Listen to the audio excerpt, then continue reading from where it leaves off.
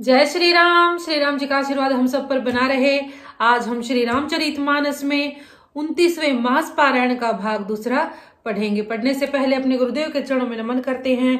भगवान शिव, माता पार्वती, श्री राम जी और सीता माता के चरणों में नमन करते हैं और हनुमान जी से प्रार्थना करते हैं कि वो पढ़ने में हमें शक्ति प्रदान करे और पढ़ने में कोई गलती हो तो हमें क्षमा करे। ओम श्री गणेशाय नमः।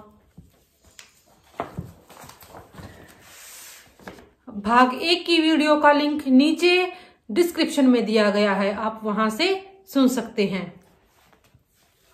ब्रह्मा अजन्मा है, अद्वितीय है, केवल अनुभव से ही जाना जाता है और मन से परे है। जो इस प्रकार कहकर उस ब्रह्म का ध्यान करते हैं वे ऐसा कहा करे और जाना करे, किंतु हे नाथ, हम तो नित्य आपका सगुण यश ही गाते हैं। हे करुणा के धाम प्रभु, हे सगुणों की खान, हे देव, हम यह वर मांगते हैं कि मन, वचन और कर्म से विकारों को त्याग कर आपके चरणों में ही प्रेम करें।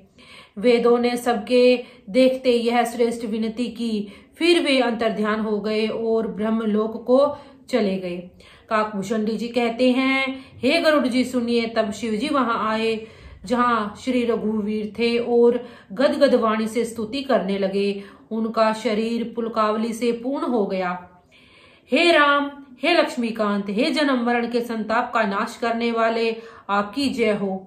आवागमन के भय से व्याकुल इस सेवक की रक्षा कीजिए। हे अवधपति, हे देवताओं के स्वामी, हे रमापति, हे विभो, मैं शरणागत आपसे यही मांगता हूँ कि हे प्रभु मेरी रक्षा कीजिए। हे 10 सिर और 20 भुजाओं वाले रावण का विनाश करके पृथ्वी के सब महान रोगों को दूर करने वाले श्री राम जी, राक्षस समूह रूपी जो पतंगे थे वे सब आपके बाण रूपी अग्नि के प्रचंड तेज से भस्म हो गए। आप पृथ्वी मंडल के अत्यंत सुंदर आभूषण हैं। आप श्रेष्ठ बाण, धनुष और तरकस धारण किए हुए हैं।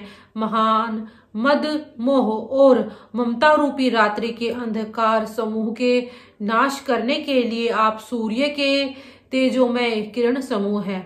कामदेव रूपी भील ने मनुष्य रूपी हिरणों के हृदय में कुभोग रूपी बाण मारकर उन्हें गिरा दिया है। हे नाथ, हे पाप ताप का हरण करने वाले हरे, उसे मारकर विषय रूपी वन में भूले पड़े हुए इन पामर अनाथ जीवों की रक्षा कीजिए। लोग बहुत से रोगों और दुखों से मारे हुए हैं। ये सब आपके चरणों के निरादर के फल हैं।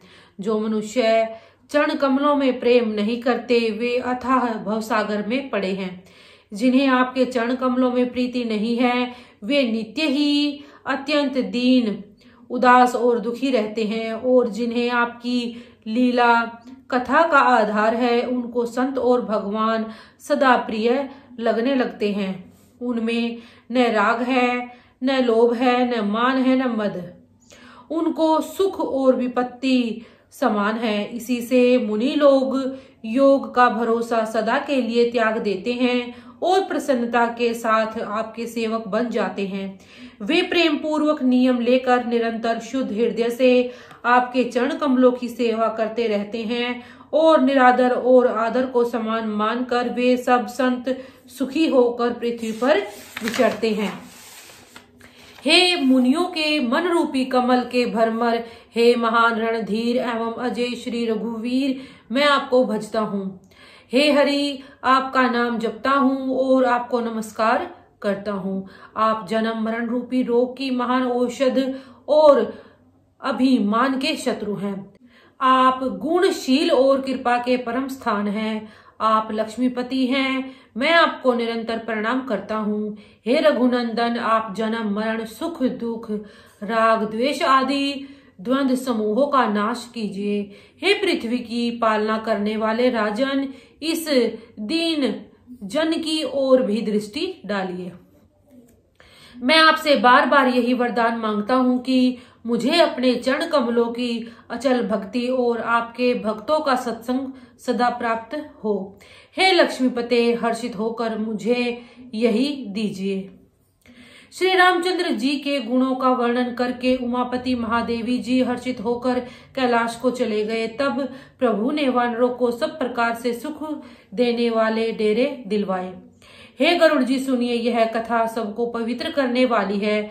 दैहिक, दैविक, भौतिक तीनों प्रकार के तापों का और जन्म मृत्यु के भय का नाश करने वाली है।